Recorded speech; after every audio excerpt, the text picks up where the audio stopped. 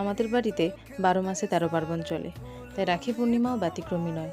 এই পূর্ণিমা পুজোর জন্য সকাল থেকে ঠাম্মা তোড়জোড় শুরু করে দিয়েছে। সব কিছু জোগাড় যন্ত্র রেডি, এখন শুধু পুরোহিতের অপেক্ষা।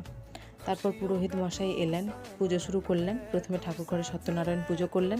আমাদের এই নারায়ণ পুজোটির না একটা আলাদা ইতিহাস রয়েছে, সেটা নয় অন্য কোনো দিন বলবো। তারপর তুলসী মন্দিরে পুজো হলো, মা মনসাকে উৎসর্গ করে দুধ ঢালা হলো। আমাদের প্রতি পূর্ণিমাতে এবং লক্ষ্মীবারে এরকম পুজো হয়। তারপরে পুজো সেরে মামা এসেছিলো, মা মামাকে রাখি পরালো, আমি ভাইকে রাখি পরালাম, মামিমা আমার বাবাকে রাখি পরালো এবং তারপরে দাদুকে এবং বাড়ির সবাইকে একে একে রাখি পরালাম। আমাদের এই সকলের বন্ধন যেন এভাবেই অটুট থাকে, এই কামনাই করি। এইভাবে আমাদের রাখি বন্ধনের দিনটা গেল। কিন্তু রাত্রিবেলাটা আমার বাড়িতে চলে একটা পুরনো রীতি, যেটা পরের ভিডিওতে বলবো। আপাতত এই অবধি সবাই ভালো থাকবেন, চ্যানেলটিকে সাবস্ক্রাইব করবেন। আবার দেখা হবে অন্য কোনো দিন অন্য কোনো ভিডিওতে। সবাই ভালো থাকবেন এবং সবার রাখি বন্ধন উৎসব শুভ হোক।